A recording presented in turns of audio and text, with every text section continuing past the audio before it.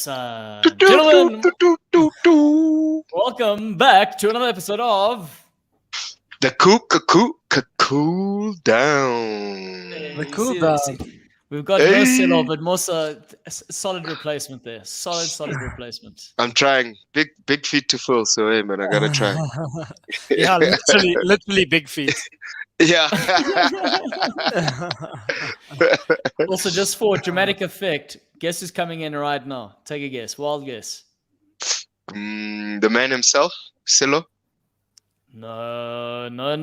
It's a gunner. One It's Right, gentlemen, we've got in the house, we've got top right corner, Musa Sestele, cliche as it is, but you know, Chelsea did win, and so he makes an appearance.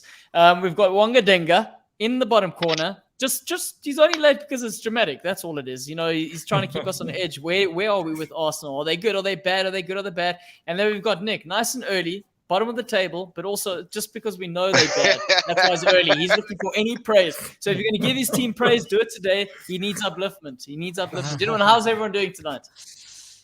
Nick needs more than just upliftment from the bottom of that table there. Take it easy, man. Take it easy.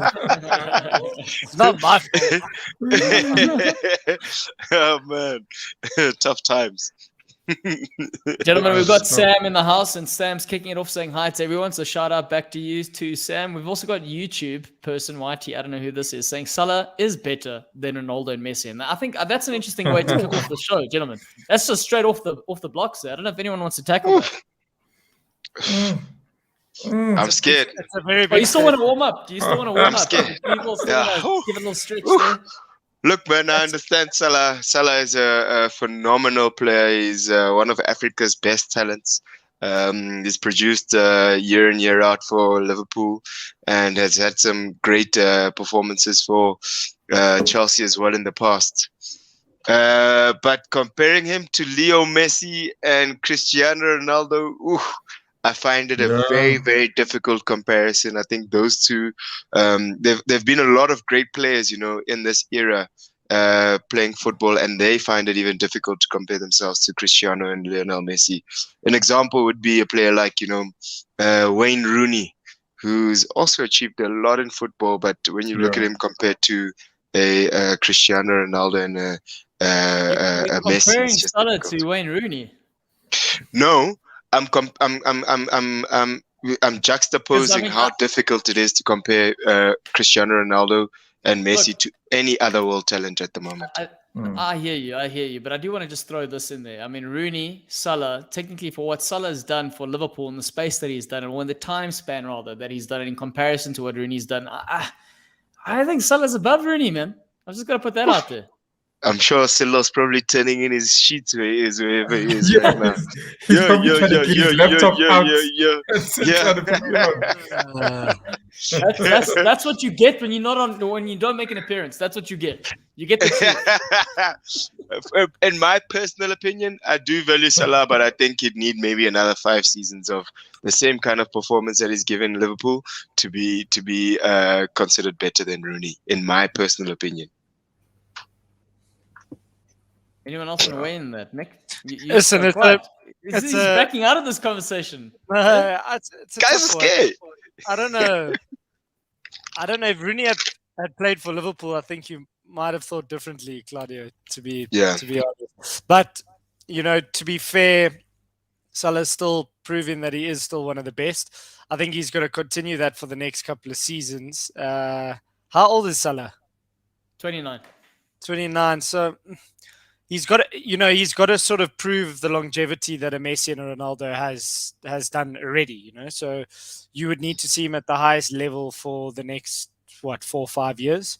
And you know, I wouldn't write him off and say he can't do it, but you know, Salah has gone missing in spells during seasons gone past. You know, he's always been a quality player.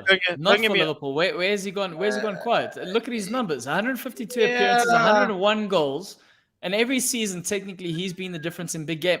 Was there not a spell last season? Was there not a spell last season where? Were you even worried about him going to Real Madrid? But you could also then point the finger at every other player in Liverpool's squad if we're going to look at last season in terms of going missing. But what I'm trying to say though is, regardless of where they are, wherever their team is, or wherever the sort of generational switch or sort of transition of squads, Messi and Ronaldo have proven that doesn't really matter. They still perform at the highest level all the time. But listen, to be fair, if we're going to say that from a Messi perspective, the jury's still out. And I know everyone's going to say, everyone's probably going to gasp at me saying that. But look at the slow start he's had at PSG. And to be fair, he's not walking into an average team. He's walking into the best team in Ligue 1. And he's even struggled to hit the ground. Where if you're going to compare him to Ronaldo, now we're talking comparisons to the wrong two players. But Ronaldo adapts far quicker because of his previous changes, whereas Messi slowly. So now if Messi's never changed before. He's never changed. And then if you've got to look at Salah, at least Salah's done the business there in Italy, and now he's doing the business in England. So, and of course in Basel, but I suppose he wasn't quite as prolific as he is now for Liverpool. But in terms of what he's currently doing, forget about, and Wonga, you can weigh in on this, but instead of comparing history and looking longevity, current form, if we're looking at Salah versus Messi versus Ronaldo, surely he's in the mix there. Yeah. Wonga? No, he is in the mix. Yeah. I agree. That's what I was gonna say. I mean, current form, definitely, you'd say Salah is obviously better than current form. Current form, please, everyone. What is his current know form, what I'm guys? saying? Current form. Question. Look, he's scoring. I mean, he's scoring how many games now? He's definitely scored a goal per game. Definitely scored a goal per game, and he's had contributions as well. So I think the contributions and goals per game, I can check it now, but it's definitely more than 1-to-1, or it's 1-to-1, not less. But definitely current form, he's better than the two of them. Current form. I'd be hard pressed to say, even in this current form, with Cristiano having to sack Ole anytime soon, that. On that note, Sam saying no sell, no surprises, on his way to meet Ole. There must be a serious meeting taking place there, man. Much needed meeting taking place. But even on the Cristiano's current form, he's going through a transition where he's moved from one club to the next. I still think Cristiano could be really very close to what Salah's doing right now, and that says a lot, right? That says a lot for somebody that's just changed clubs. Salah. I do like Salah. Yeah. What are the stats? What are Salah's numbers compared to? So Salah. Look, Salah's got 6 goals, 7 matches. In the Premier League, but he's got 8 and 8. Yeah, he's got 6 goals, and then he's got 3 assists, and then the Champions League he's got 2 matches, 3 goals. So that's already that's 8 and 9 8. Goals in 9 games. No, 9 goals according to that. Yeah. Cristiano's for like 5 national goals team and 6. is just 1. As far as national team has also got 2 AFCON. It's got 2 goals, 2 matches. And then Cristiano Ronaldo, let me get that for you now. I'm gonna have to stop the. But also, if we're gonna look at stats and we're gonna base it on all of that, obviously Ronaldo's stats, despite him hitting the ground running at United, they aren't going to be comparable in a sense that it is a new team, new different players. Where Salah's been playing in the last since 2017. It's not bad though, Claudio. The same players. It's really not far off. Yeah. Listen, so Musa's right. It's got 4 matches for. So let's count the matches. It's got 4 matches for his club. Champions League has got 2 matches. So that's 6. National team has got 4 matches. That's 10. For his club, he's scored 3 goals. Plus Champions League, that's 2 plus 2 goals in Champions League, that's 5. And the national team, he has scored 3 goals. So that's 8. 1 goal. So he's not and then far assist. And then, but again, now this is where it gets tricky because Ronaldo. But no. Hang on. But hang on. Let's just tailor it back. Also, Ronaldo, the players that he plays with in Portugal, the opposition he plays with against in the qualifiers. Then, if we also look at the position that Ronaldo plays, he has to deliver goals because that's what his job is now, is to deliver the goals. So you're not seeing him do anything else apart from delivering goals. Obviously, that 95th minute sort of winner in the Champions League was banging and obviously saved Ole's job yet again. But look at what Salah does in that moment against City. City are all over Liverpool, technically speaking. And Salah is able not just score a goal like being in the right place at the right time. He turns 3 defenders, he beats another one, leaves him on the arse and hits. Poor defending, but it's Salah. You know what I mean? How many other players? But if you had to say now, realistically, to date, which other player would score a goal similar to that? And you would probably say a Messi. Leo Messi, yeah. So then, if we're looking at the comparisons, why then can he not be in that conversation? Why should he not be recognized as one of the greatest? Yeah, and that's fair. He can be current form. He could be maybe even outperforming Cristiano. But in context, that's a man who's 4 years his senior, and who's just shifted clubs, and this is what he's been doing for the past 10, 18 years. It's very difficult to make that comparison with that's why I say Cristiano Ronaldo and Leo Messi, they are like levels above the rest of the sport at this moment. Yeah. There are other players who are exceptionally talented, and I'd compare Salah with them, but not necessarily Cristiano. And, Okay, I just okay, don't know. that's I don't fair. know why Yep. why Jolinton's not in this conversation. Like, surely he has to get a shot. Because Nick, this is a serious show. That's why. This is a serious show, man. Come on. This isn't Toon Army United chat. The man is prolific goal scorer there. Okay, but hang on. Just before we move on from the topic then. Okay, if you're going to compare Ronaldo and say Messi and say, they're still head and shoulders above Nick, what would Salah then have to do to somewhat catch up? Because if we're all agreeing to a certain extent that on current form, he should definitely be in the conversation. But to be remembered and really appreciated, what should he be doing? Another 800 goals. I don't know. It's simple. It's simple, this thing. Can I be honest with you, Claudio? I'm honestly not even having a pop at you guys, but I think he would need to move on and play for a better team. Like, who's a better team? With all due respect. But on a serious note, everyone answer like, the question right now. Look at all the teams out there. But I know you're laughing there. It's definitely not Arsenal. But if you're being serious, who's a better team? I'm being serious. I'm saying a team that's guaranteed to win the league. So, like, for example, the Premier League is the toughest league in the world. If he had to go play for, let's all agree, if he had to go play for Man City, he's going to score more goals than he would at Liverpool. Standard. If he goes to but would that affect? Would he? That's also different. Would he? Because if you're looking at how they play, if you look at how Man City play and how Liverpool play, Liverpool geared up for Salah. Salah would score goals in any team that he plays for. Okay, even so Newcastle. you saying so what I'm hearing from you is you saying Man City is a better side than Liverpool. Which other side right is now? better Right than now. Liverpool? Yeah. So you're saying he makes a move, but which other club then? So like, I'm not There's necessarily Italian saying clubs. a better, Okay, he's done well in that's, Italy. Exactly, that's what I'm German saying. clubs. He could not go to Bayern. necessarily a team that is better than Liverpool if they had to play each other now. But if you had to go and play in Germany, or if you had to go and play in Spain, but Spain's got a bit of an asterisk at the moment. If you had to go play in Italy again, or go and play in France and go and win more trophies, exactly what Pums is saying now. Like, listen, he's done a fantastic job. But are Liverpool going to win the league this season? I don't know.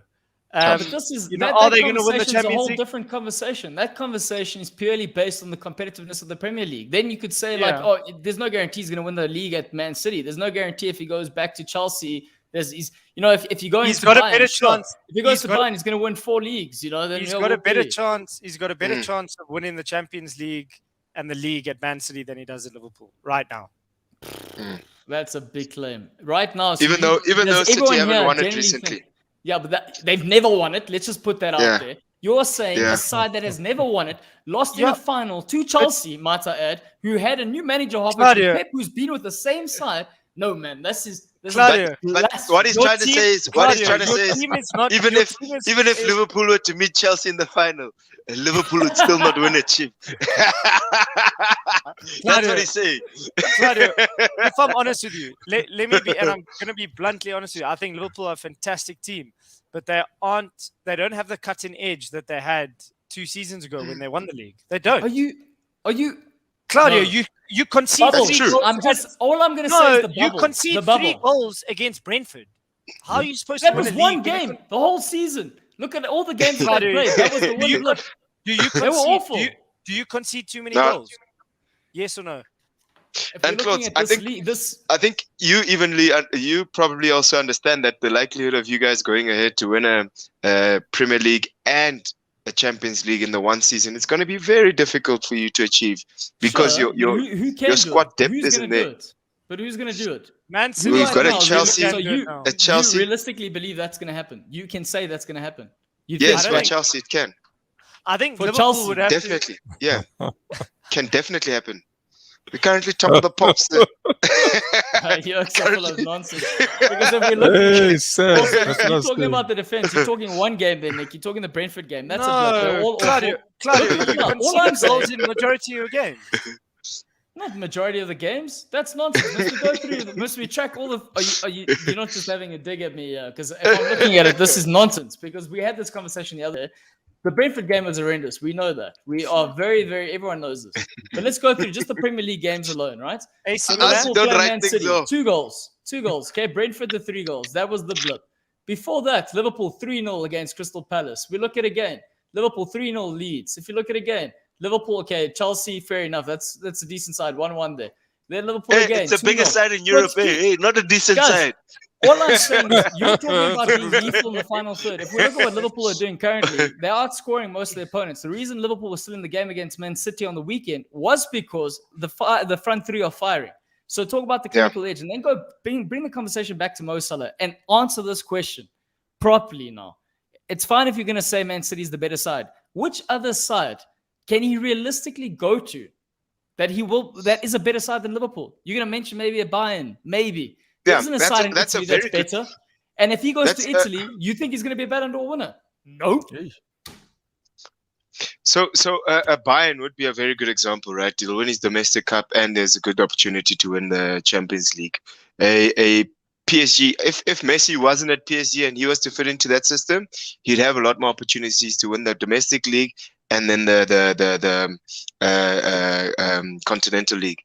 But now the challenge is at a club like Liverpool. If he were to do that, if he were to do that, he'd deserve to get a Ballon d'Or. But the reality is the likelihood of that happening is very low. For them to win Champions League and Premier League in the one season is going to be very, very difficult, especially with the intensity of the English Premier League and the teams that he's going to be playing up against week in, week out. Whereas in the French league and the German league, yes, it may be easier to win the domestic league, but it still counts as accolades, dude. It still counts as what he's adding to the team that he gets to. First of all, the French accolades that we are speaking about, they have a lower coefficient. If we're looking at the leagues in terms of how they rate the leagues, we know the French league is already down there. So just because now, I'm telling you, Messi moving to the French league has all of a sudden boosted that dramatically. So you'll suddenly see a Neymar's chance or a Mbappe, for example, if they go all the way and win the Champions League, they'll be suddenly thrown into that conversation because Messi is a part of the team. But before that, it would be still quite a stretch because even winning the Ligue 1 and then Champions League would be quite a difficult sort of scenario. Wonga, you've been super quiet. I want to hear what you think there. I know. I didn't want to get in those waters that Nick was testing there.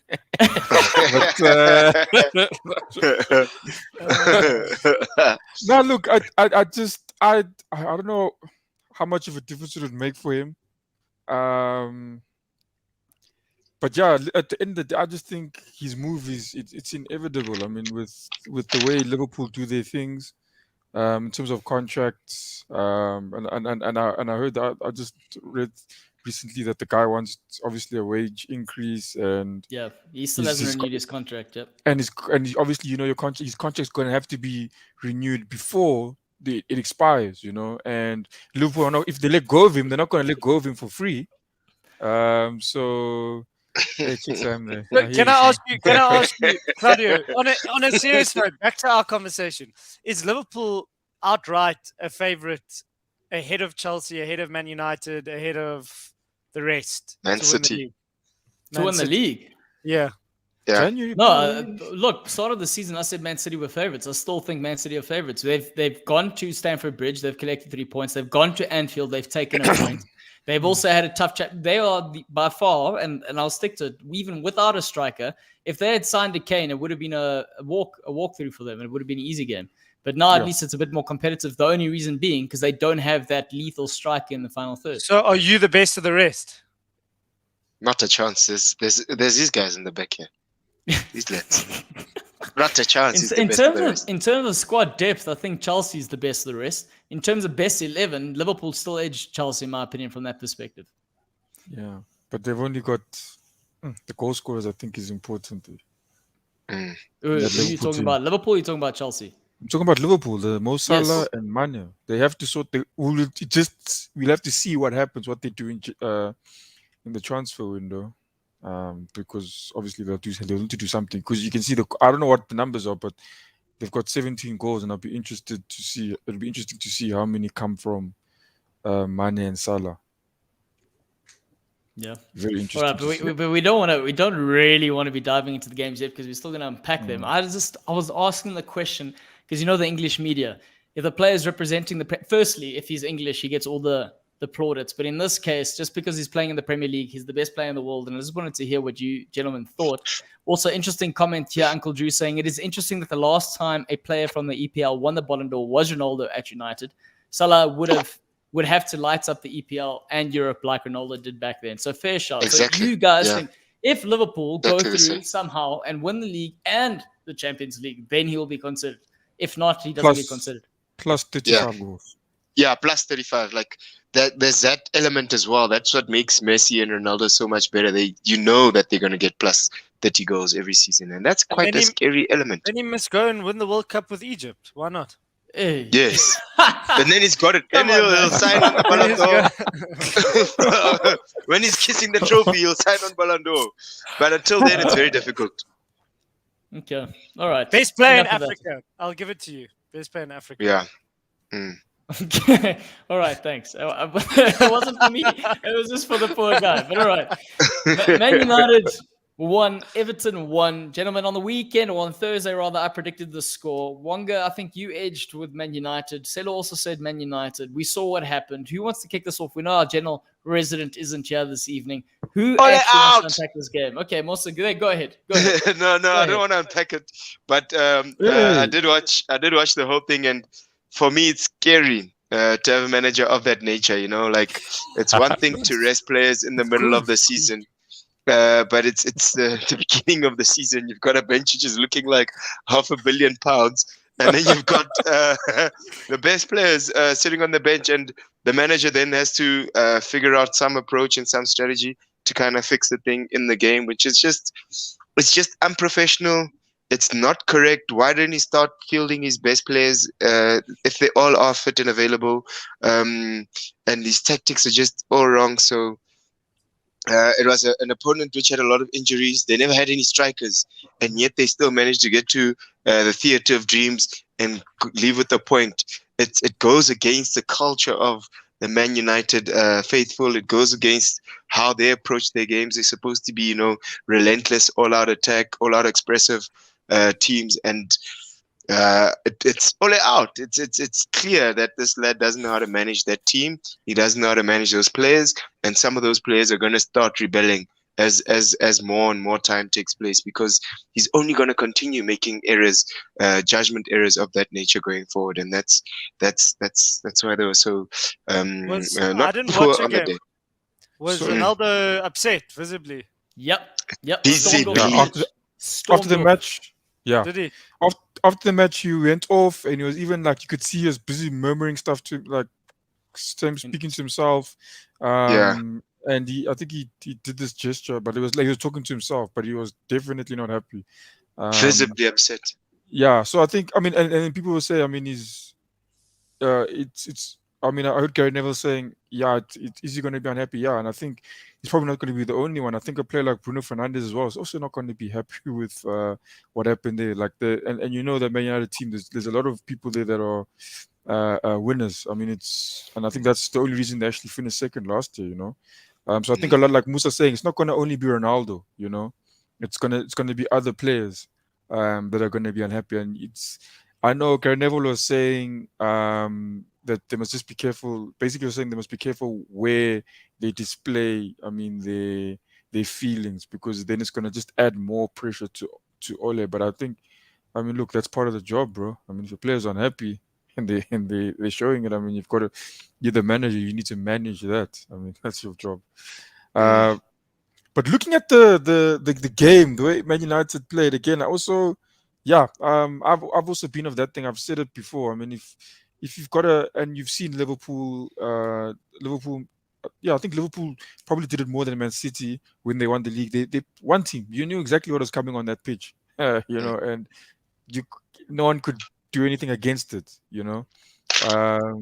No depth at Liverpool. No depth at all. Wait, gentlemen, Yeah. we're not talking about this game now. What's going on here? No, I'm no, just no, telling no, you. no, no. Listen, No, just no, an no. example. I Listen. know. Everton is still in Liverpool, and they're playing Manchester, and there was two Manchester, so it was a Liverpool sort of Manchester face to face. But we're still talking about this game, the Man United game, and what I want to look at is Liverpool. I say now you got me confused. Now Liverpool, Everton. If we're looking at Everton and Rafa being at Everton, that's just really messes with your mind. Okay, Inception. Anyway, so if we're looking at Everton did the business. And the reason I said they're going to get a point from Manchester Old Trafford, one is Rafa's far better coach than Ole is. In fact, Ole is still doing his badges in comparison, let's be honest. Second thing is the players he's signed has been very astute. I said Rafa likes a shoot signing, and it's paying off for him. Townsend's been coming in, he's been doing the business. Gray came in. A legend. Yeah, Townsend. And then Gray is doing the business too. And then Decore, can I just say, under Benitez, that player will be MVP of the season. So far, goals, assists, he's a hard worker, and that's what Rafa likes. And that is why they spoiled the party at Old Trafford. And of course, when you've got a stubborn side with a little bit of quality, you've always got to look at United and go, there's a possible upset here. Nick, as a coach. Wonga? No, I just want to ask you, look, for me, Wushilo was here. But it's the same thing I had with the same problem I was trying to understand with Xhaka and Arteta is that this thing of Fred, everyone's complaining about Fred. Surely we can't be the only people that see this. And I mean, you've analyzed it again. Man United, when they're winning things, that midfield was solid. Okay, the whole team was solid, but the midfield definitely essential to what was happening in that team. I mean, the spine, just everything down the middle was solid in Man United. But I'm looking at Fred. Especially what happened and how they conceded their second goal. It's things that, Shocking. It's shocking. I can't understand how you've literally told someone that, and when I say someone, I'm in front of Beak, that look, you're in my plans, you in my plans, I will give you opportunities. But then and then Van der Beek is watching this guy every week, flopping, and he never ever gets a chance to come in. So I can't understand what's going through the guy's head. I just can't. And Wonga, what's more to that is the players with quality will see that. The players with quality will see this player with quality isn't getting a chance, which is why he gets tapped on the head when he's sulking and he's sad. And after the last game, they didn't play. Exactly. And they're all going, we understand this guy's good. And also looking at Everton want to sign him. They're still actively trying to sign Van der Beek. So it's interesting to see what he would do. And also, I think Sam's saying something interesting here. Not just Everton, and Everton without Calvert-Lewis as well as Richarlison. And then I didn't even factor that in. So just think about that. So Everton might be doing something this season. I mean, I know, Nick, you love Rafa. Yeah, so what are they able to do this season? I saw a comment there from Pums. He did it when he was at Newcastle as well. He would steal points from any of the top 6 teams. I think he beat City. I think he got a draw against Liverpool, beat Man United. So he's got that ability to set his team up in a way in which he can get the best out of his players. And it's a little bit naive of Solskjaer thinking it was going to be a walk in the park, rotating his squad and leaving his best players on the side of the field. So yeah, I mean, for me, we've been here before. We speak about Ole leaving, but nothing really happens. And, unfortunately for Man United fans, or fortunately for us as other fans of other teams, he does get another chance, because more than likely the next game he'll go and win 4-0, 5-0, and then, he buys himself a few more weeks. So, it's unfortunate because he's got all the quality that I actually would love to think, imagine a Rafa at Man United with those players, it's a different. No, he's already gone to Everton, Nick. What more do you want to be doing to Liverpool fans here? Man United. Can you believe that? But can you agree with me? Can you agree with me? I agree with you. He probably would take it. Listen, they would be a force to be reckoned with, because he knows how to set up teams. He knows how to win trophies, and I just don't see what Solskjaer adds to that. Yes, they've got a long-term goal, but if they want to win trophies now, And, Ronaldo is not going to be there to win trophies in 4 years because he's not going to be there in 4 years. Well, he might be, but he wants to win trophies now. So can you really say as a Man United fan that we are going to challenge for the league this season, we are going to challenge for the Champions League, and we're going to win the rest of the domestic cups? No chance at all. No chance Nick, at all. I've got a question for you. You're a manager and you've been in situations where you're in the league. And this is it's the first, everybody's getting out of their starting blocks in the league. Would you have the ability to rest certain players knowing that they're going to be resting now for the next 2 weeks as well? Why would it be a factor to consider it? Yeah. I learned my lesson in this Varsity Cup. I rotated my team in game 2, thinking the game would, honestly, I'll be very honest with you, I thought the game would be a little bit easier than the first one. And we lost. And I have to put my hands up. And, I thought the team that I put out was good enough. I wanted players to sort of fight for their place in the team. And you learn your lesson. And then you go, then you be selfish. You play your best players. You are Man United. You should be challenging for the title. You can't go there. You've got fans to answer to. I fortunately didn't have any fans to answer to, but you have to become selfish in that situation because at the end of the day, his head is on the chopping block if he doesn't get results. So especially, yes, you're right, with the 2-week break, that you leave in a club, these players are leaving their clubs, going to international breaks, knowing that they've lost the game when they could have maybe even potentially been first or second in the log. For me, you go out there, you smash our team, and you regroup, and you get ready to go again. Exactly. So there's going to be question marks around his head for the next 2 weeks, and he's only going to see those players on Thursday or Friday. Yeah. So he's got to fix what happened on Saturday in 2 days, essentially. And the professionals, those guys are professionals, bro. Like they will not. I don't know. Maybe trying to keep guys happy. Okay, obviously that's not his aim because otherwise Van de Beek would be smiling. But those guys, those guys, they know. I mean, if they know Ronaldo's better, they know Pogba's the better person to be in the midfield. They'll know, and they'll fight for their team. So if you play your best squad the whole time, guys will you'll probably get guys out there when they're given the opportunity. Hey, they'll know that. Yeah, this is it's been save it like gold. I think you need to be clever as well. You'll find moments in games to be able to rest those players. So if they go out to their strongest team and score 3 goals in the first half, game's over. You can make your changes. You give a Ronaldo 45 minutes or 50 minutes and you say, hey, listen, but you're going to Portugal in the next day or 2. So I'm going to bring you off and just make sure I look after you. But then to go and, I don't know, what was the score? 1-0 down and then 1-1. I didn't 1-0 watch up. 1-0 up and then, Yeah, and then you throwing players on to go and save the day. To try save the day, and then you becoming desperate. And then, I don't know. Even the players that he's throwing on, in that point, they're going to react as well to think like, what the heck was the coach thinking? Dude, it's 8 games into the season. I'm only starting to get the feel of everybody around me now. And now you put me on the bench. And then when things are bad, you're going to call me onto the field to go pull a rabbit out the hat for you. Exactly. It's essentially doing that, Yeah, and that's why I think Cristianos were upset. The Pogbas of this world would be super upset going into the change room after the game and thinking, dude, we the better team on all fronts. We should be winning this thing quite comfortably if we given the opportunity to. You ruined it and you expecting us to save your day again. It's just too much to ask of players at some points as a manager. It's that classic saying, like, if it's not broken, why are you trying to fix it? Like, exactly. No real. And also try and build momentum, but that's only. I'm not. And look, I'm not because complaining. Celo's not here, I'm gonna jump on Pum's comment here. How does Martial start? Yeah, shots fired there. I'm just gonna keep that one out there. But he scored. He scored. Give him something. We got Warren asking, compared to Lampard, how much do you think it's Ole stuffing up and all the players not playing for him? The players are playing their best. They've proved this season that they can play for him. So I think that's bullshit. And they finished second even.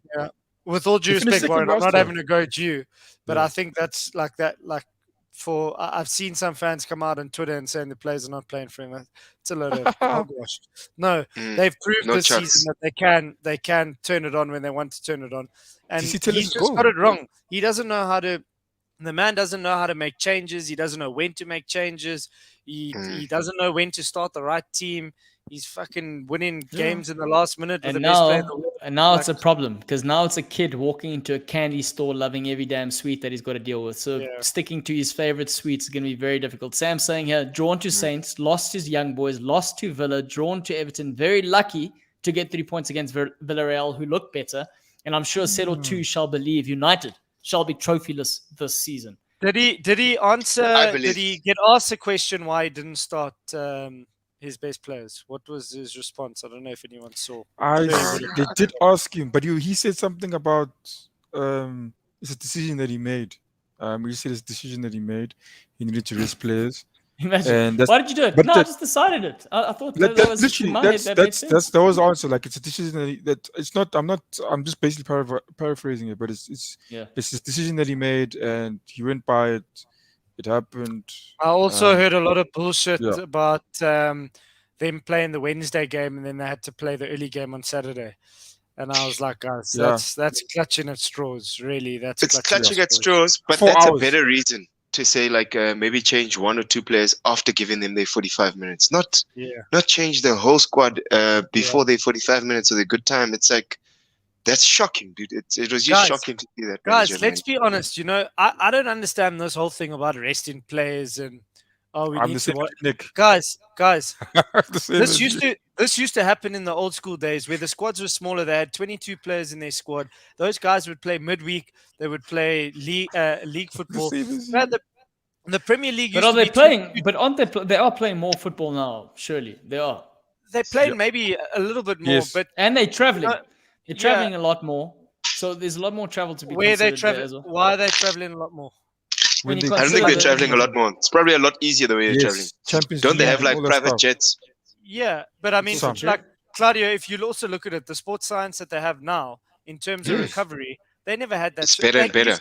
They used to get given beers after the game, and they were like, Yeah. "Okay, we'll do it again And in the pies. couple of days." Look, Newcastle Yes. players still get the Quick, pies quick after the pint game. and then move on, boy. No, but if you watch a history of Arsenal before Wenger came, and they were still Yeah. a dominant team, they used to get smashed after the games, even at Man United.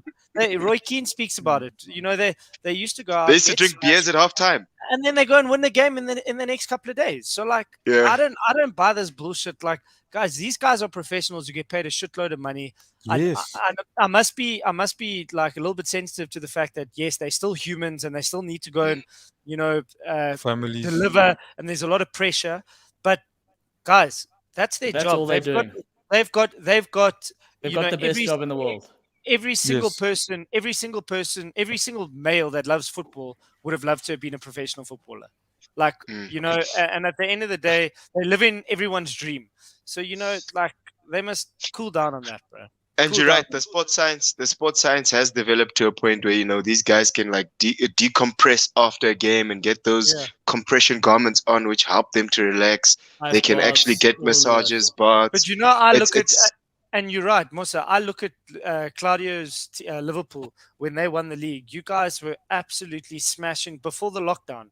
You guys had a core group of players, maybe 7 Yes. or 8 players that were playing all the time. You rotated 11. here and there, but you guys, you managed it. There's proper planning that goes into place. You were still playing in the Champions League. You guys were a strong unit. It's possible. So don't tell me that Ronaldo can't play every game this season, regardless of his age. That guy's fitter than anyone in the Premier League. Anyone. Nick, Exactly. did you hear about That's Inaki Williams? Yeah. Did you guys hear about yeah. Inaki What's that Williams? stat? That's like 233 games or something ridiculous consecutively. He has not missed one game. It's something I think it's along like those what? lines. Is it like 6 or 4? How many years? But it's years. Who does he play for? Yes. Inaki Williams, he plays for Atletico Bilbao. Yeah, Atletico Yeah. Bilbao. He plays the striker, the black striker. Yeah. Inaki Williams. Yeah, crazy. There we go. He hasn't missed a game. He sets an astonishing new La Liga record after playing in his 203rd consecutive match, having not missed a league game in over 5 years. That's crazy. Yes. Yeah. Phenomenal. But on that note, gentlemen, I think this is a good segue because Chelsea, they won their game 3-1. Mawson, you're super excited. But there were changes. There were at least up to 6-7 changes. Chalobah coming in, Chilwell coming in, Timo Werner coming in. Who were the other ones? Ross Barkley, I think it was. Was it not Ross No, Barkley? but those It are was not subs. Ross So Those are that subs. speaks to the type of manager that we had on the day as well, right? Our manager made the right subs at the right time. Yes, there were a lot of changes like Chilwell and I think Chalobah did play the week before as well. That did come in, and we were looking okay. The first 45 minutes we were looking good. Had some good intensity on our passing. Had good play and good movement, but we weren't looking threatening, or we weren't looking overly dominant on the game. Southampton still could string a few passes and try to actually give us a problem. And we then opened our account, and then they came back. And that's when having our manager assisted, because he injected a little bit more energy. We weren't going forward as we had planned with Werner there and Lukaku. We were expecting a little bit more of combination play from them, but at the end of the day, Lukaku was close to scoring a goal, but on the large account, he was missing for most of the day, in my view. And yeah, he made the right changes at the right time to bring a little bit more energy into the midfield. Take us a little bit higher up the field and look a little bit more threatening in certain positions. So it was great from my view to see how strong our character is as a team. We can go one up and then concede a goal and then carry on with the business as usual and not falter along the way. So it looked very, very good from my side to see that character coming to play. There's still a couple of question marks. Hold on, Musa. About the character, Warren saying, lol, I can admit I said Werner can't score, and then literally 2 minutes later, he pumped in a goal, and he laughs. But also on that note, Werner, and there's that stat that's come out where he has actually scored 16 goals for Chelsea that were all ruled off or ruled out because of VAR or offside or something. So how different would his career at Chelsea currently be had all of those actually stood? And what kind of player would you be referring to right now, despite all the criticism you've given him? Oh, you've still got someone calling him a fraud down here. That would be a fraud. If all 16 goals, goals. if all 16 goals had counted, you'd be riding high on confidence, a serious wave of confidence, which would carry him through another season of great performances, if you ask me. Similar to Lukaku, right? I think he scored, 22 goals last season, and he came through into the English Premier League riding high on serious confidence from the back of that. And the same would have happened to Werner. He'd have a lot more confidence.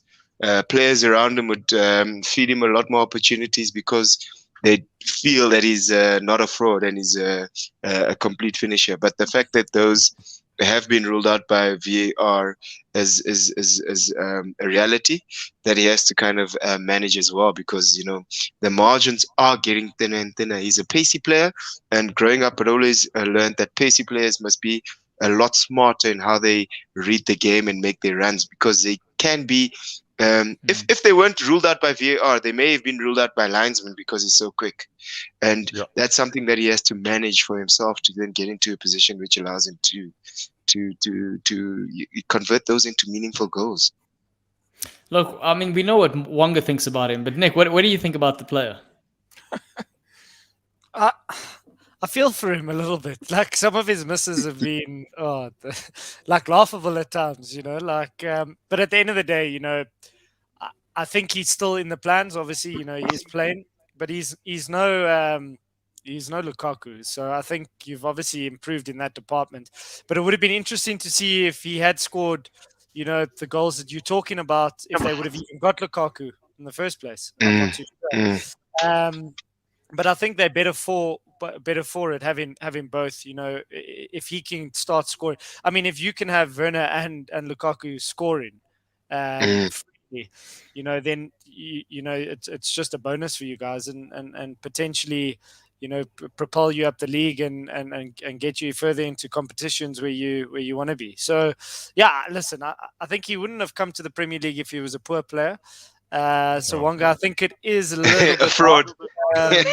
No, But listen, I think maybe he's just the player that's maybe taken time to settle in the Premier League. You know, Kevin De Bruyne had the same problem when he went to Chelsea. You know, he struggled to settle. Salah was the same. So it's not necessarily to say that they're poor players, but maybe just sort of having to adapt to the league and then maybe the way the team wants to play. I would have been interested to see how he would have adapted if he came in as a sign-in from Tuchel and not Frank Lampard. Potentially, coming from the German league, going to a German coach could have been a different story. But yeah, he does have catch up to make up at the moment, and we'll see. Yeah, no, I like also, Sam, you bring in some proper comments here this evening because he's saying Saints drew against United, goalless draw, with City. Chelsea winning is 2 points gained, which other two big guys dropped. And I think to that point, I mean, they were level. Southampton had 1 goal, Chelsea had 1 goal. And the red card arguably changed momentum of the game. Am I not correct in saying that there, Mosa?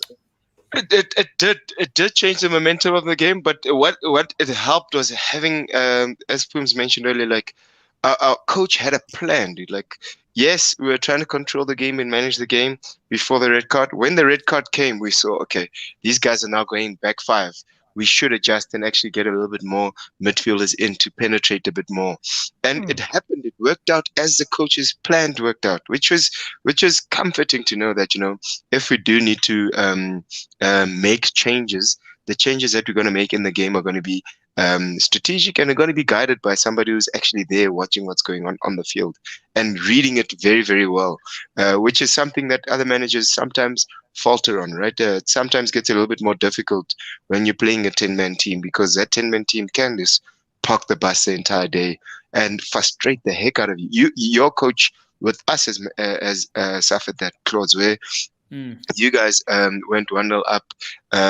We drew 1-1, and then we were sent to 10 men down. And it was one of the most frustrating games you guys have had to play this season because we knew exactly what our job was to do. We had a plan that we could execute on as a team, and that's what I'm excited about, to see how our plans we keep executing on our plans as a team, and it's pretty exciting from my side as a fan to see that. Yeah. Shout out to the panel this evening because Sam already saying he forgot that Celo is even here. So shout out to you, gentlemen. Also, goal in that Chelsea game. Which goal was your favorite goal? The first one. Man. Yeah, I know you know. Yes, man. I know why you're saying that. I felt exactly the same. I was like, man, I loved every bit of that goal. I loved it. Yeah. Mongo, what did you want to say? No, I can't understand why they didn't give me 20 points for Chulo's goal on my fantasy. That goal was a flipping banger. Not at 20 points. They should have given me 20 for that. The funny thing about my fantasy league is, I left it for like 2-3 weeks and everything was going fine. I changed it. I took Aubameyang off against Tottenham. Then he scored. I was like, okay, let me put him back on. And then nothing happens. Like my team is horrible. Every time I touch it, something bad happens. Like I just get poor points. Poor tough points. times. So yeah, it's tough. So the reason why I went for the first one is because, in matches and games, sometimes you are in the ascendancy and you feel like the better team, but you need that goal to bet things down and make everything feel better from there on in, because then you feel a little bit more settled in the game. And that's why it was so important for us to get that after 20 or 25 minutes. And then the rest of the game felt like we could manage it on the way up. Yeah, but Chulo's tackle, bro. That was for the penalty. Yeah, he literally got off his feet. Let's slip there in the fucking in the box. What was that though? What was that? Was that a bit of desperation? Because we're looking at, in terms of him getting caught out 1-on-1, I think he's very good going forward, but I think defensively there's still a lot that needs improving there. Bonga? I think he wasn't. I think if you look, he probably wasn't thinking clearly. When you just do things automatically, obviously in the game you're playing high pace. I think that tackle wasn't the right decision. I think he probably thought, he's got it, and the guy just put his foot just in there. And yeah, but I mean, it's like going for a slide tackle in the box. I don't think is the right decision unless it's really like 1v1 and you've got to put your foot in it. But yeah, I think he looks back at it and he's like, yeah, I wasn't thinking right. Mosso, what did you think about Walker Peters on the day for Southampton? Walker Peters. I can't remember much of Walker Peters on the day, actually. But he wasn't menacing the former that Chelsea much. player. The one that made that crucial tackle against Hudson Odoi. What's his name? I forgot his name now. Liveramento. Yes, that's the one. Liveramento. Yeah, so Chilwell made the tackle on Liveramento on the day, which was shocking. But Callum Peters, I don't know, man. I don't remember much of him on the day. I think we were so dominant in possession that. If you don't remember him, let's move along swiftly. We've got, Warren saying that Wonga's only, and he was nowhere. Lukaku was missing for me on the day, man. Fuck. Oh, Wonga, so stop doing an Ole with your fantasy team. That's what Warren says. Right, gentlemen. Nick, let's talk about this one. Let's talk about your game. Can I just bring something to the attention of the viewers? Our host here actually didn't put my game, on the agenda. I'm looking at it live. I'm looking at it live. Musa, I've got access here. Wonga, I've got access here. And, the Wolves Newcastle game wasn't on the agenda. So man just created it now, Chief. Yeah, man just created it now. It was definitely an afterthought, but I mean, it probably wouldn't have been on here if Nick didn't make an appearance. That's all I'm saying. What's also interesting, I might add, with the late edition, he got the scoreline wrong as well. It was 2-1 Wolves, 1-0 Wolves. So Claudio needs a big fine. Yeah, big fine to this. Whoops. When are we having? We need to have a fines evening for everyone. Talking about the viewers, for everyone watching. We are officially. This is our 90th episode. We do have a special something on our 100th episode. We are going to give away a Goal Lounge shirt. The one there that Wonga, show the shirt. Show the shirt. You're wearing the shirt. Turn around. There we go. Family Turn club, around. boy. Show the people they're part of the family club. There we go. Uncut. Number 10. Number 10 jersey. We got number 10 jersey. So for the 100th episode, we will be giving away a shirt. So be there. It's probably going to happen next week, not this week. But yes, Nick, apologies about that. So Wolves 2, Newcastle. I only saw the first Wolves goal. That's all I saw. Okay, so let's hear it. Yeah. Listen, there's not much to talk about the game, to be very honest with you. But there is something I do want to bring up after I just quickly touch on it. You know, Newcastle, again, just not good enough. Wolves, you know, against, like I've spoken about Wolves over the last, you know, sort of 6 months, 12 months. I don't think they're a great side like they were when they first entered the Premier League. But they are a dangerous team, and, you know, there are a lot more better teams in Newcastle in the league at the moment. So I'm not surprised by the result. We sort of got back into the game, and then we didn't really look like anything else. You know, we're relying on one man. You know, I think Steve Bruce literally just says to the players, pass to say maximum and like, let's hope. Because unfortunately, without Wilson, without Willock, we sort of very short in that department. But at the end of the day, I would like to think it's one step closer for Bruce to potentially leave. I don't know. You know, there's a lot of talk at the moment that he might get sacked, but I don't know. I think it's the £3 million that we would have to pay him to get sacked is quite a lot. So I don't see Ashley spending that, especially when he's got ongoing court cases pending. So that brings me to my next point, and I want to hear your views, gentlemen and viewers, if you are watching. But I don't know if you guys saw, I put it on the Discord group or channel with regards to what's happening in the Premier League versus Newcastle. On the 28th of September, there was a court hearing that happened online for thousands of people to watch. And there were outrageous claims that came out from Newcastle, one of which being that the Premier League threatened Newcastle to be expelled from the league if they wanted this takeover to go ahead.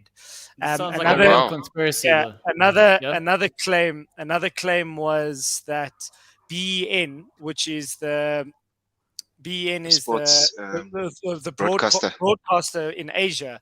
Mm. It's the biggest one. It's bigger than Sky. And they're Qatari based, so their opposition is Saudi Arabia.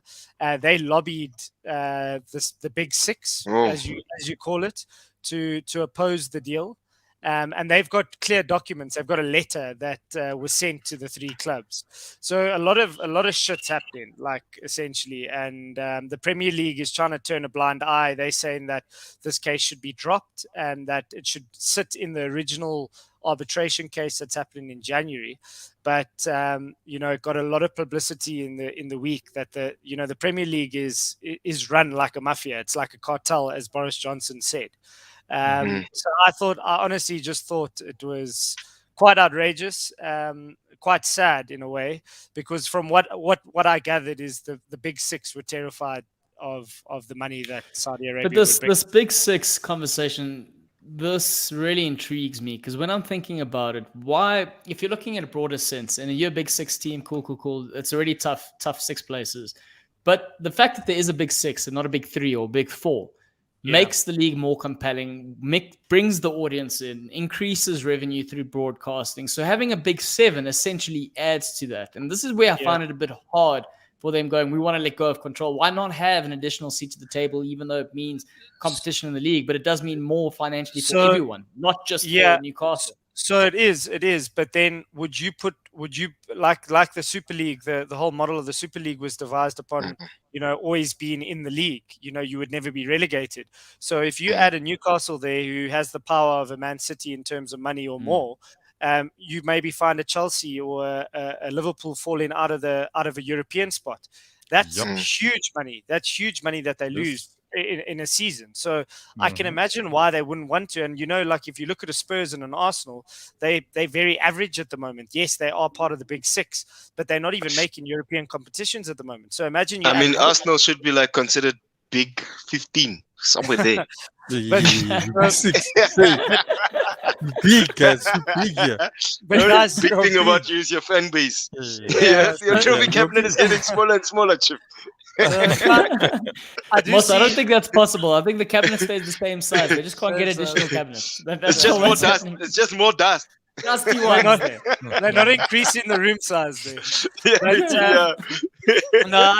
I honestly just thought it was like these rumors had been sort of going around, and there were documents presented to a court, to a judge. So Ashley's claiming compensation because the Saudis essentially said if the deal doesn't go through when it was supposed to last year, they can't confirm that they'll come back to the table with the same deal. It might be significantly less. So he's claiming damages from the Premier League, but they have to present this evidence. So I don't think he would, and he's got the same lawyer as City had when they won that case against UEFA to not get one way back. to make sure you win. Yep. Yeah, so for me, I thought it was quite disgusting, and that was my only bit of entertainment. But from a Newcastle perspective, hoping that we can potentially get the takeover and the Premier League, sort of caught with their pants down. But yeah, I think just from that perspective, I think what summed it up was seeing Richard Masters, the CEO of the chief executive of the Premier League, sitting with David Levy at the Spurs game. They're best mates. These guys are all friends with each other. And not even a few months ago, David Levy signed an agreement to leave the Premier League, or not leave the Premier League, to go to the European Super League. So it just shows you that they're all in bed together. And it's quite disgusting, if I'm honest with you, especially supporting a smaller team, if you want to call it that. So then on that note then, Nick, when we're looking at Wolves and Newcastle, and we're looking at the future of Newcastle, clearly there's a lot riding on this, and Ashley trying to get his payout, and Pum's having a very good comment here saying the rich boys are stopping Ashley from cashing in on his investment. What are you hoping for as a Newcastle fan in terms of a footballing perspective? Because there's not much that can be done up until then. Yeah. And if we're looking at football right now, Newcastle are shoo-in for relegation. Yeah, no, 100%. And, we are dragging our feet to relegation at the moment. So the only logical thing right now, if Ashley does want to sell, he needs to get rid of Bruce seriously soon, because if he leaves it too late, he's seen this movie before. We've been relegated. So at the end of the day, he's got 2 games. His worst record was at Sunderland. He's got 2 games to either better it or equal it or worse it. No, Better he's got a win, guys. This guy's got a win percentage of 28%. Like, come on, and it's consistent. It's been consistent. That's what he does. So for me, from a footballing perspective, if we want the takeover to go through, we need to be a Premier League football club. Yeah. So he needs to get rid of the manager, get someone in who maybe believes that a new owner will come in. Frank Lampard is sitting waiting. Eddie Howe sitting waiting. I'll even take Chris Wilder right now. Like, I'm that desperate, because Steve Bruce has no clue. He goes on holiday. He's probably on holiday right now. Like, when it's international break, the man takes his shirt off, he eats his pies and drinks his beer, and then Newcastle fans just scratch our heads and we wonder. So, like, it's a big problem. It's a big problem. It's tough. But even you can see the players have lost it as well. Because even watching that Wolves game, little bits that I did see was the players, there's no chutzpah, there's no energy, there's nothing. They're just literally going through the motions. It looks like they're forced to be there, and that's a horrible place to be in. And what are the updates on Callum Wilson and Olok?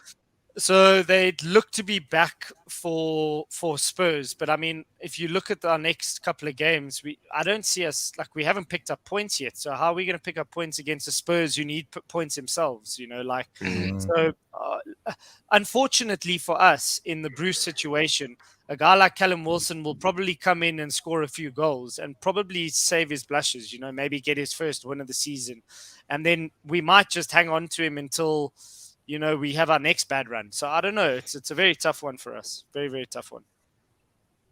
All right. Let's also talk about another tough performance here, going from one high to a super average high. And also, Mwanga, you were fairly confident about the result of the weekend. You were like, no, Arsenal going to go there and they're going to beat Brighton.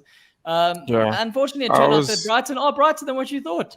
So, take us through this. Look, I was very confident because remember Claudio said that the score, and I was confident that they wouldn't score. And that's just being obviously the past based results. Off of what? Of what's happening, of what's happened, the past results. And for me, that was the one result that Spurs really flattered Arsenal. That's a result that we're going off the back of. Okay, keep going. No. I mean, I did tell you guys that Arsenal conceded 9 goals in the league, and ever since they've made the change to the defense, they've brought in Tomiyasu. And obviously what's his name came back, and what's Ben White. Yeah, Ben White and Gabriel. And we have Tierney. They've only conceded 1 goal, that defense. 1 goal, And they come again. And Brighton have played well this season. We can't. Shaka's, is he missing or is he injured? Yeah, maybe he's missing. Why you get so excited when you see he's missing? Man's happy. Most of Wanga sees his name on the milk carton gone missing, and he's not looking for it. He's not looking for it. He's drawing smiley faces on the thing. For me, look. Now look, I told you last week, I'll say it again. Look, it's not nice. I mean, he's an injured man. I am celebrating the fact that Lukonga gets to start. That's what I'm happy about. But again, in this match, I don't want to say, you can't say if a player was there, this would have happened, so I won't say it. But Lukonga played well for me, especially us going back. There were many instances I said, just him being young, he has the legs on him, able to come back. And Brighton, like Pooms is saying, Brighton are not a pushover. They beat Leicester this season, and I remember, am I fine with Pepe not getting a start? Yeah, look, Pepe's also been in for me. That's a real fraud. I would say it's a fraud, and I think the price tag does that. The original fraud. The OG. Look, I think that does that thing. But But look, I think Brighton is, as I was saying, Brighton, they played well, and I think um, Arsenal as well also fortunate not to go away with. When I say fortunate, I think they did enough not to go with the loss there. That's and we're saying. I remember Brentford as well. We're saying Brentford beat us 2-0, blah blah blah, scored 2 goals against us, and I think the bad thing there is we couldn't reply to that. But there they went and they scored 3 against Liverpool. So look, these teams they are putting up things. They are doing their things. Then I think Arsenal, it's a Brighton. They I don't think they had a good season last season, but they're starting well. They are playing well. They are on form now, and I think Like Arsenal. 6 in the log. Talk about top 6. They're 6 in the log, Yes. joint points with Everton, Man United, and Man City. So, and this is the remember- side that everyone here is saying is going to win the league. Yeah, and West Ham remember West Ham also shocked everyone with the way they started the league and they managed to carry it on. That's the question now: is Brighton able to do that? But for me, when I'm looking at Arsenal, I think this game, I think we have done well considering where we are on the log and the way Brighton is playing and the way we have started the league. I think we're doing well. I think I am happy with the defense. There's nothing we need to change there. And I think Arteta's actually getting that now. The only thing now he needs to prove, Lukonga needs to, step up and prove himself there as well. In obviously Shaka's absence. We'll see what happens there. So, Are you just a quick- excited about the next few games without Shaka, or do you feel like there may be room for him to solidify these strong defense? For me, it's what this does now. It's just the same thing. Like I said, the centre backs. Who was it before? It was Holding and Chambers. I just thought they were, I thought they were bad. They need to get changed. We changed them. Our defense literally has conceded twice as less than the other guys did. We played the same amount of games, only conceded 1, they've conceded 5. Now Shaka's gone now, and I've always complained about Shaka being out the team. I think we could have, and I've always said that we could get a lot more out of Lukonga. If Lukonga wasn't there, I wouldn't know who else we would have gotten out. But Lukonga's there. Let's try him. Let's see now. Let's see what I was saying. That's what I'm happy to see. Let's see if what I was saying is wrong. If it's wrong, if it's not the case, then we've got big problems. All right, Wanga, but you did say so on the weekend. I said, look, and last week I said, look, Ramsdale's doing the thing. You still said you want Leno in goal because I said decent lineup. Sam also coming in saying Ramsdale's proving to be your man. And again, from what we non-Arsenal fans are saying, Ramsdale looks like he's doing the thing. But you're not liking it. Guys, no. I'm not saying I'm not liking it. I am not denying that Ramsdale is playing well. I'm just trying to figure out why Leno is not in goals. The defense Leno had is poor. I don't want people mustn't say that the Ramsdale is better than Leno. Leno also on many occasions he saved us from embarrassment. Never mind saving us matches. He's pulled off many things. Leno, he's worked hard there. You can't blame the guy with what was playing in front of him. Go put that defense in front of Alisson, and then we'll see what's going to happen. Alisson will leak goals, and we saw that with we moved one when your whole defense in fact changed at the season, and Alisson wasn't Alisson no more. It was just goal there. It was costing. Yeah. It's not. You can only do so much, And Ramsdale, he did do well in the other games, but also some things, and I think wouldn't blame him for it. But haven't lost his. Can you see what I'm saying? It's the same thing. Arsenal hasn't lost with that defense in goal. Those four at the back. He's part of the defense. He's part of the defense. The defense, but that's the same thing I'm trying to say is that if had Leno been there, it would have been the same situation. Maybe he's a weak link. I guarantee you.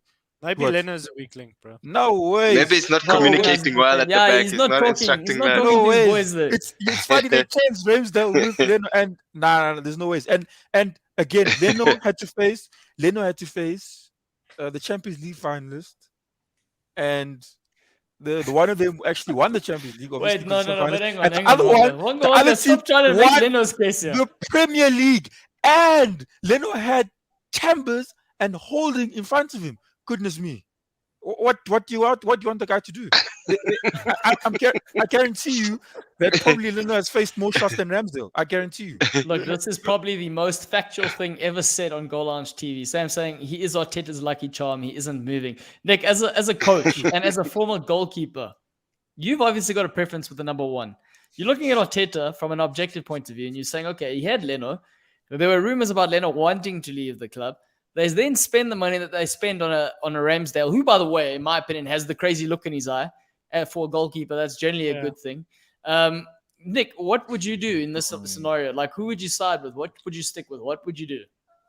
I think you just got to go with your gut. As a manager, you got to go with your gut. If you need to choose someone that you feel comfortable with, you don't want to make a decision based on the fact that Leno's been there and, he was potentially the number one and the best keeper for Arsenal over the last couple of years.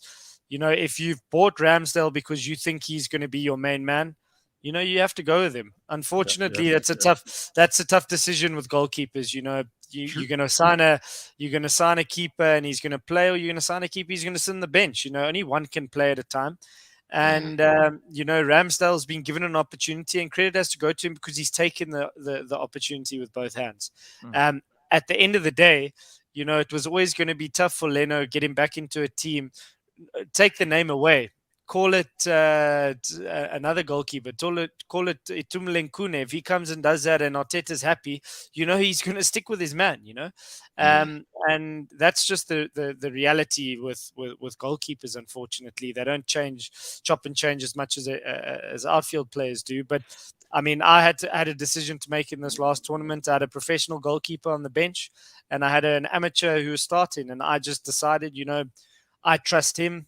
You also got to look at the team. Who does the team trust? I speak to some of my senior players and I say, listen, if you pick now, who do you pick? You got to also take that with a pinch of salt, because some players might choose their friends. But ultimately, you got to choose someone that the team is comfortable with and you comfortable with. Because at the end of the day, if you make the wrong decision, it's on you. So yeah. And like another thing. And Pum's saying, sorry, Wonga. Pum's saying Ramsdale against a top team, the amount of parried shots will cost Arsenal. So, Wonga. And look, when I look at Ramsdale, guys, believe you me, I wish he was performing better than what Leno did. I genuinely wish he doesn't concede goals. He can stay in this, especially. I wouldn't mind it being him. I have no problem with him Ramsdale being the goalkeeper, But I just feel, I look at Arsenal previous goalkeepers before Leno. You're looking at someone like, I remember in Almunia. Goodness me, he came on and he was actually at good games, and then he made one mistake, two mistakes, and then his confidence dropped.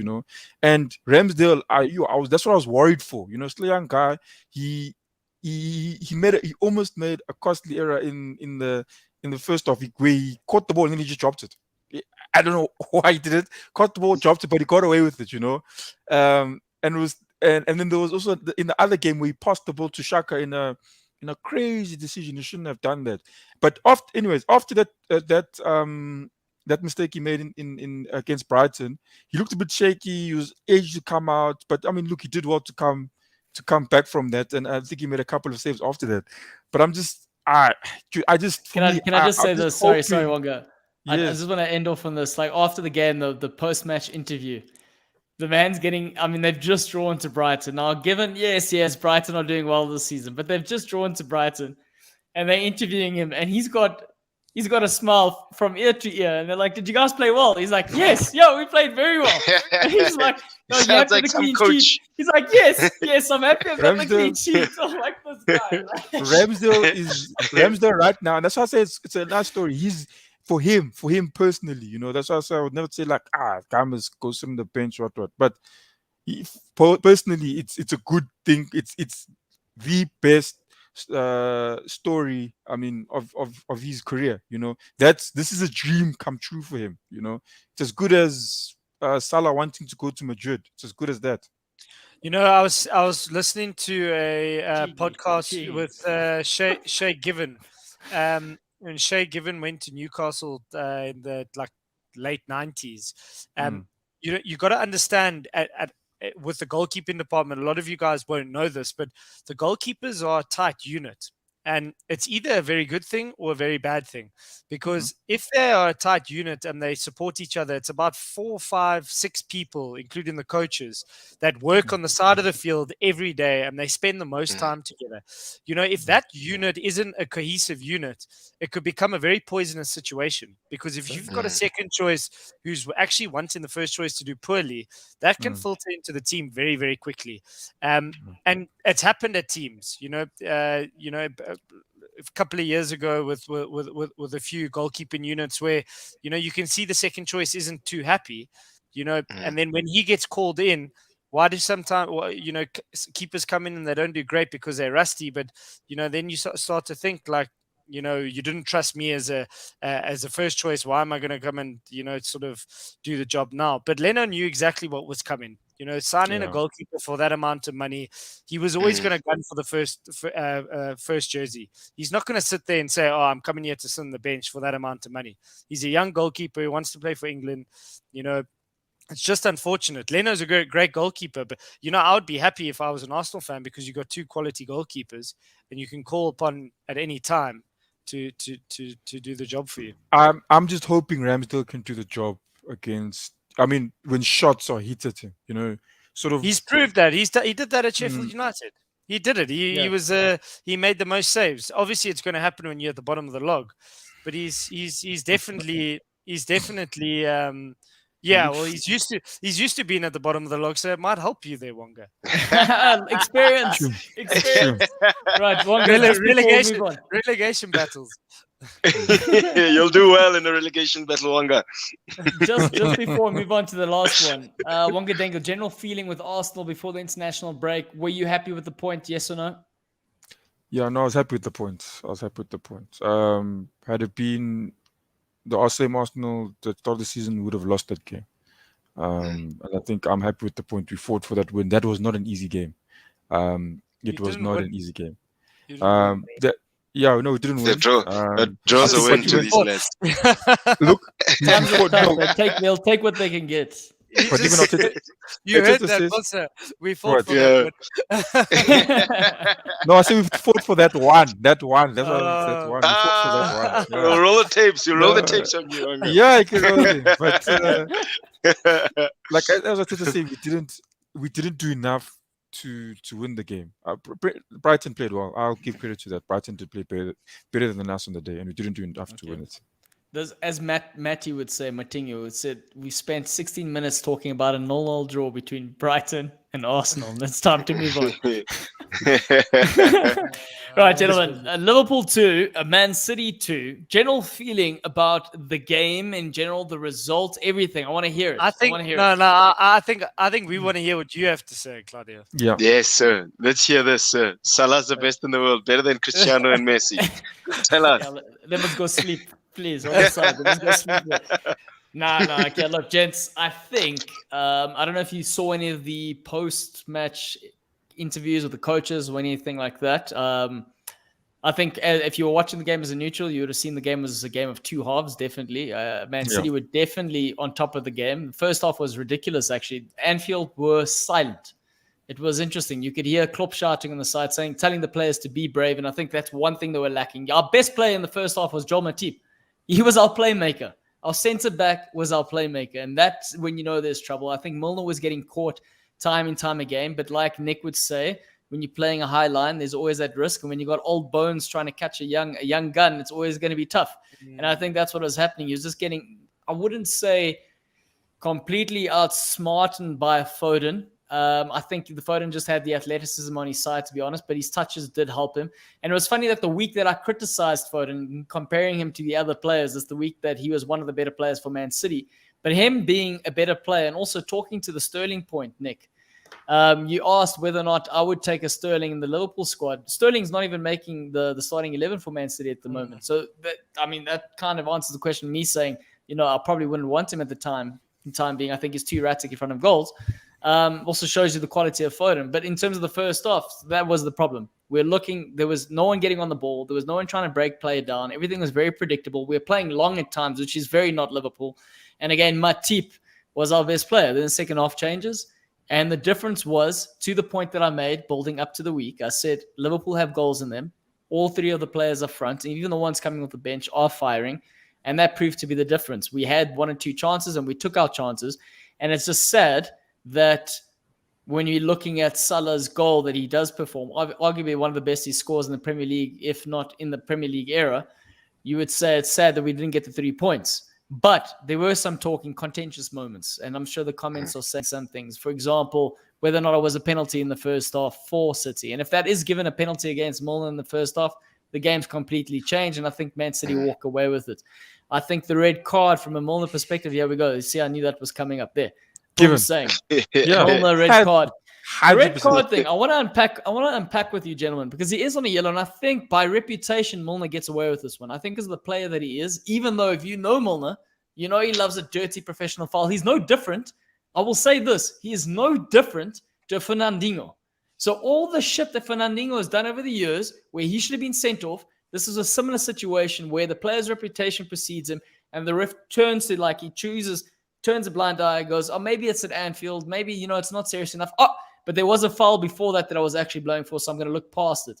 And also, what I want to ask you guys is, in that scenario, if the foul happens before and the ref blows the foul, right, and it's consequential that the player gets kicked by another player who is on a yellow card, should that be given then as a second yellow? Yes. I'm not understanding the question. Go again.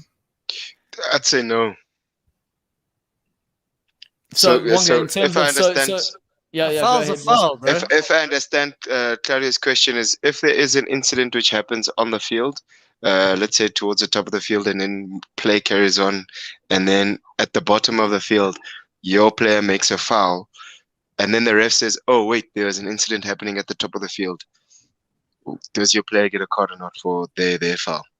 But it's like then saying, okay, so if there's an isolated situation where the ball isn't currently present, and a player punches another player that they're marking off the ball, and the game carries on, like, is he going to get sent off or not? But the difference, I suppose, in this scenario is the momentum. So the player's running with the ball, he gets fouled, and the momentum he's already going over. Then the leg comes out, and then the leg really sends him. So the momentum's already carrying him, and it's consequential of that. So it's not like it's not two different. Yeah. If it's in terms of that scenario. Yeah. Are you talking about that scenario because there were 2 players on him? Is that what you're saying? Yeah. Yeah, the one. Well, that's why he doesn't give it. No ways, man. The Milner's the one who's. I would give both of them the yellow card. One kicked him and the other one kicked him. Everybody's getting a yellow card. Everybody. You get a yellow card. You get a yellow card. It's watching the game. It's exactly my like opinion. he's saying. Yeah, my opinion, Claudio. Like, I honestly didn't see the incident, so I can't sort of comment on the actual specific foul.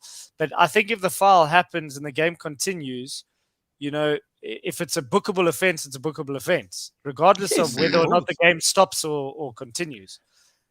I don't know. But in this one, Nick, it's literally it happens in the space of like 2 seconds.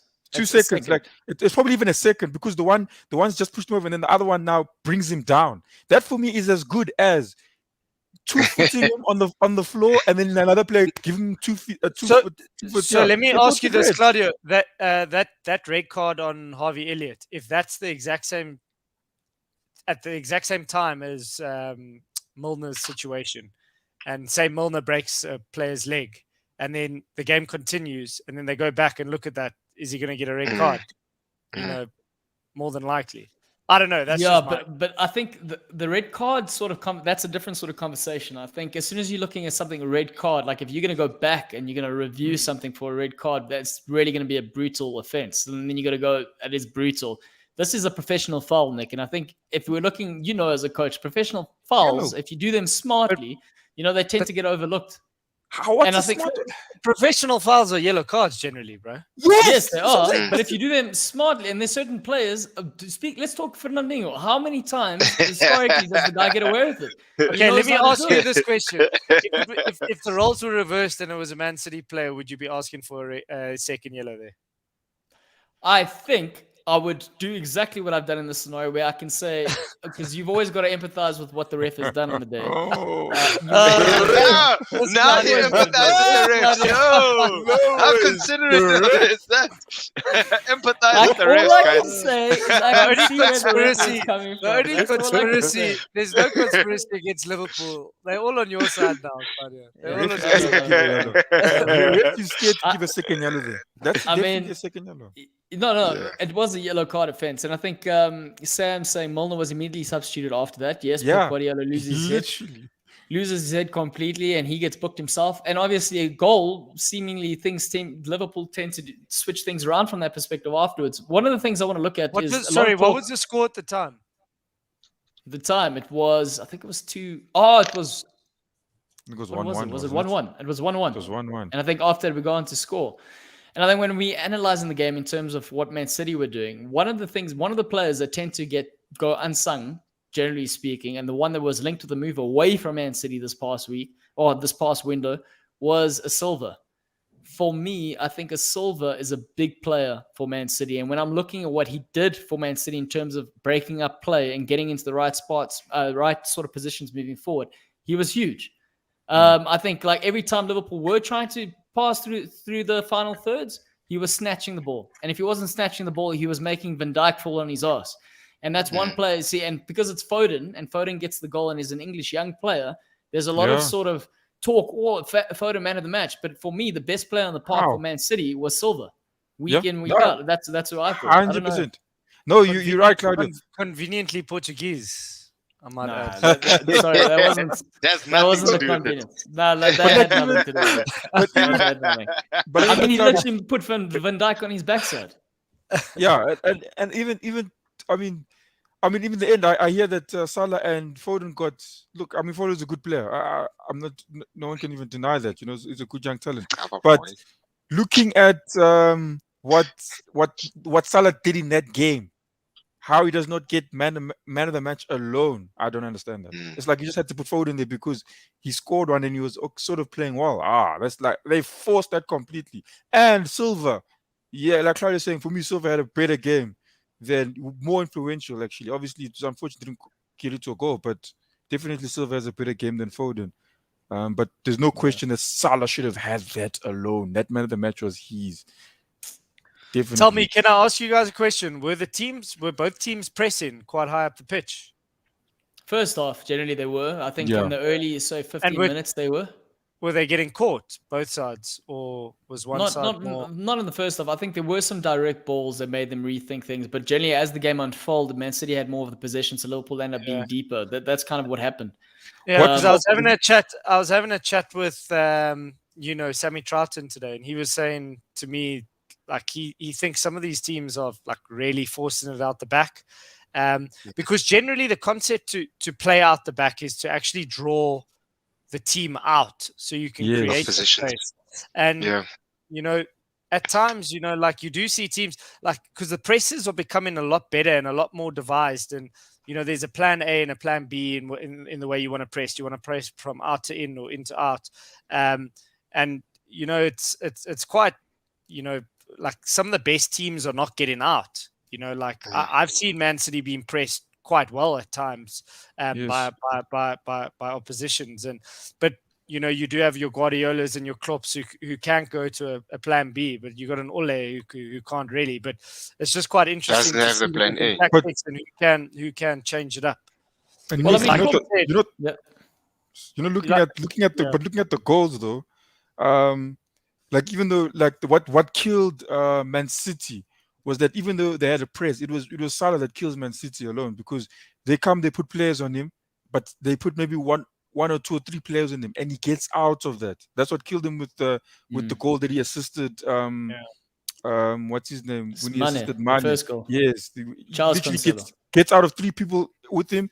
One good first touch, and then it's almost like the team doesn't know how to. But also, to that point of what Nick was saying, what happened? Liverpool played out from the back, and they actually played across the back four and had sucked on the players in. So you had the scenario where the left back, Cancelo in this case, was far on the halfway line, and all it took was Salah to chip it past him, and he was free. And all of a sudden, he cuts inside, and he's got all that space, and you're never going to catch Mane on a bicycle. So he was gone. And that's kind of what Liverpool did, and that's how they opened them up. And when we look at how Man City came back in the game, it was interesting because Liverpool were sort of hanging on, and then they had that moment, and then all of a sudden the crowd came to life. All of a sudden, Man City players started feeling pressure. But at that point, I think the midfield, the players in the three, you got Curtis Jones, 20-year-old, the young player, had a good Champions League week. He gets another run here. I think this was a bit of a wake-up call for him as well to see what the highest level was. And I think that the three players in the midfield they were a bit stretched, and that's how they came back, Man City. They just went direct, and they beat one player in the midfield, and all of a sudden there was space, and they changed play in the back post, and that's how the goal came about. And both goals kind of happened. And I don't know if you saw Kevin De Bruyne's second goal. I mean, that was fairly lucky, gentlemen. Let's be honest. He's in the right place, but it's a lucky goal. Because the keeper's got it all day and it hits Fabinho and it goes in. Can't win the lottery without buying a ticket. Thank you. It's class. You create your own class. Left foot, gentlemen. Come on. We've got Ole. Ole's on the line, Mossa. Anything you want to say to the gen? Hi, what are you saying? What do you mean I have no plan B? Regards, Ole. Oh, just to clarify, Ole, we mean you also don't have a plan A. How can you have a plan B if you don't have a plan A, Chief? You don't have any plan. You have nothing. Shout out, Ole. Hey, Ole. And good luck. And the man, please go back to that comment because the photo just kills me. He's just smiling. He's worried about a plan B. Yo. Man has bigger problems. Ole, you're killing us here, man. You're killing us. Shout out, Ole. Right. And good luck with the chats there with Cristiano and Pogba. Good luck, that's all I can say. Tell them your plan B, boy. Prum saying high presses are difficult in soccer, but teams insist playing the ball on the ground. I mean, if we're looking at this and we're trying to unpack this, I know results are results, and I mean, Nick's finding himself a bit of a mentor in someone like Sammy Charlton, our man who's been around the block from a local perspective. We know how he likes setting up. He's pragmatic and he plays for the result. I always say when we're looking, if I'm a manager or I'm someone coming in to inherit a team, I might have an idea or I might have a philosophy, but if I don't have the tools to execute the philosophy, it doesn't make sense to put a square peg in a round hole. So you kind of got to get the results first and then slowly start changing. So the playing the ball on the ground, unless you're confident, and I mean both sides, the reason we get the game that we get every time Liverpool play Man City is because both managers are stuck to their philosophies and they've got the players to do what they're doing. And like in terms, again, it was another classic. Am I right, gentlemen? Yeah, no, it was. Yeah, 100%. And I feel like the strikers both teams have, or the lack, like you do have quality players up front, but they're not necessarily those strikers that are gonna, fight for the ball in the air, play with their backs to the goals the whole day. They want to have the ball at their feet. They want to look for interplay between themselves, and they're better at it, right? They're better at running between the lines of defense in the midfield. So, that's why they do look to play it on the ground as opposed to. But also, it takes a certain player to do that as well. You've got to be brave, and I mean, even players like Liverpool in the first half, like I said, I've mentioned this already. Klopp said, "Be brave," and you can see the players were shying away from it. They didn't want to pick up the ball in the final third because they were getting pressed, and if you lose the ball, it's big shit. So it takes a certain player to do it, and you need a certain manager to also express that I'm okay with you doing this. And if you've got a transitional phase where you can afford to not necessarily get results, or you're developing players, then it's fine. But if it's results on the line, then hey. We've also got Sam saying here, Ole, your decision of benching Ronaldo has caused a stir in the FPL community. So not just United fans, even FPL community have started to question your managerial skills. There you have it, Ole. There you have it. Everybody's questioning that lad. It needs a plan A first. Also, another question here. Home and away matches against a team like Atletico Madrid will be interesting. I don't know, gentlemen. How do you think that will shake out against Atletico? With Suarez being there as well. It's not going to be easy. That's what we know. Atletico is not easy. It's going to be very, very difficult. Yeah. Pums, come now, man. Why is Pums saying this thing? Liverpool high octane press is not going to last. People have been saying this since Klopp came into the Premier League. What? It's not going to last. What do we? He's been doing it. I'm confused. Tell them. It's like you say. They've got the players. I think there'll be times where they'll be caught out. The question is, can they come back? Will it cost them a match? But yeah, I think it won't be anytime soon. All right, gentlemen. Final thoughts in terms of the Liverpool Man City game, what it means for each side. Where do you think Mosa, Nick, and then Wonga, in terms of what do you think this result means for the sides before the international break? It helps me, right? I'm top of the pops. I'm top of the pops going into the international breaks. Everybody's riding on a high. Our manager, we've got a lot more confidence in the management. We've got a lot more confidence in the players. So from my side, you guys dropping 2 points each helps me rise to the top of the table, and I'm excited and happy about that going into the international break. I just pray no injuries from it. That all the players have a really good time and enjoy themselves, and come back with no injuries, and we can get cracking again. Yeah, I think both. It's Yeah, on you got me. Nico. Sorry. No, go for No. it, bro. No, so I just think both obviously for both managers, it's one out the way. So it's that match that's finally out the way. Now they can focus on the other ones that they have. And I think Liverpool's already played Chelsea, who would have probably been the other threat. I think the guys have to just play Man United, if I'm not mistaken. So yeah, I think it's just one out the way. Now they move on to the next one. So, and I don't think any of them come out there feeling that they were hard done or anything, except for the yellow card or the red card. But yeah, I think Wonga, you're right. In terms Top of of the the pops. in terms Sorry, of the actual, if you look at that mini league with the sort of title contenders, I think the way they will look at it more than likely is you try and not lose the game first and foremost, and you're playing against, say, for an example, if it's a Liverpool, you've got Chelsea, you've got Man United, you've got Man City. If you're not losing, that's a good sign. But then you obviously need to probably win out of those 6 fixtures. You probably need to win 2 of them, and then you need to be sure with the rest of your fixtures. But you can never be sure in the Premier League. But I think they'll be both sort of happy that they didn't lose the game and hopeful to pick up points against the other big boys. Chelsea, yes, you will be happy. But the same situation happens for you guys when you do play the other teams in that little mini league. You need to avoid defeat, and you need to pick up probably 2 wins out of the 6 or 3 wins out of the 6, and then that puts you in a good position. So, yeah, I think it's still very early to tell. Early to tell for anyone. This is a marathon. This league is a marathon, and I can see 3 teams, 4 teams going right down to the last couple of weeks of the season. And I hope that happens. Yeah, we've never seen that before. And just to comment on what the Nick most mentioned, we've seen is probably three teams, and Newcastle was one of those teams, by the way. And just to comment on what Nick mentioned, I remember coming at the back of the game that we had against Liverpool, where we went 1 man down and we drew that game 1-1. I was personally super happy and super excited about that. Brentford will relax. I was happy and super excited about us coming away from an Anfield 1 man down with 1 point, because you're looking at that head-to-head type of equivalent. What's going to happen with the rest of the top 6? It's not going to be easy for any of them, And if you can come out of these games with 1 point, it's good. If you can come out with 3 points, it's a bonus, and you'll take them as many times as possible with the top 6. It's almost like an expanded La Liga version, that classic three horse race or a 2-horse race. You got to win your games, the rest of your games against the weaker teams, and then you got to get the points that you sort of need. You might lose 1 or 2, but you need to win maybe 3 or 4 then. Or if it's a draw, you need to pick up. But the problem and the difference with the Premier League is that you will go to a Brentford, or you will go to a, dare I say, to Newcastle and potentially drop points. So it becomes a little bit trickier. And that's why, your head-to-head, you can't lose.